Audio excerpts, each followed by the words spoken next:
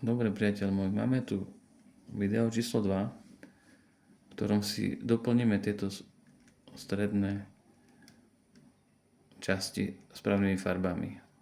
Takže nájdeme si, modré ostanú dole, modré časti, to si potom sa aj doučíš, ktoré, len poď toto, čo ti hovorím. Takže ideme bielu-červenú vložiť sem, túto červeno-bielu hodiť sem. A na to je taký algoritmus, že dáme si bielu s červenou pod bielu, dáme to na opačnú stranu od tej červenej, takže dáme to tak. Urobíme algoritmus 1, 2, 3, 4, 5, 6, 7 a je tam. Vidíme? Správne. A takto vkladáme všetky, že oranžová biela, chce ju dať tu, dáme ju od nej, tú oranžovú z bielou dáme ju preč a ideme algoritmus 1, 2, 3, 4, 5, 6, 7 je tam. Ako vidíme, že sa nám nič nerozhodilo s tou červenou bielou, ani tá. Teraz môžeme dať sem, červená, žltá tu vidím. Ak by tam bola modrá, tak ona vidíš, ona spadne dole. Jak ju tam dám tuto, tak ona pôjde desi dole. Takže dáme červenú na bok. 1, 2, 3, 4, 5, 6, 7. Vždycky robíme na druhej ruke.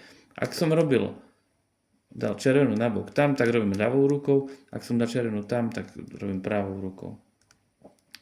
Takže teraz máme oranžovo-žltú napríklad ešte vložiť. Takže dáme ju doľava a pravou rukou robíme pravý algoritmus. 1, 2, 3, 4, 5, 6, 7. Hovorím, treba skúšať presne, a hlavne si nacvičiť tie kroky. Počítať si napríklad 1, 2, 3, 4, 5, 6, 7, 1, 2, 3, až kým vám to nepríde do rúk.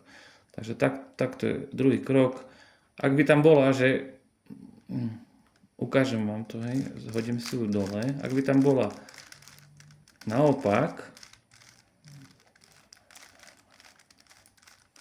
ak by sme mali, ešte raz, taký stav, že toto by bolo, hej, tak si ju musíme zhodiť dole. Ona je tam správne síce, ale zase si tým pravým urobíme tých 7 algoritmov, hodíme ju dole, je kde si sem, takže ju dáme ten správny nabok. 1, 2, 3, 4, 5, 6, 7. Tiež skúšaním na to prídete. Takže máme tieto dve strany, toto si nevšímame, iba toto, hej, na tej kocke. Toto je druhý krok. Myslím si, že skúšaním na to prídete a choďte presne podľa toho popisu, ako to tam bude uvedené. Dobre, ďakujem.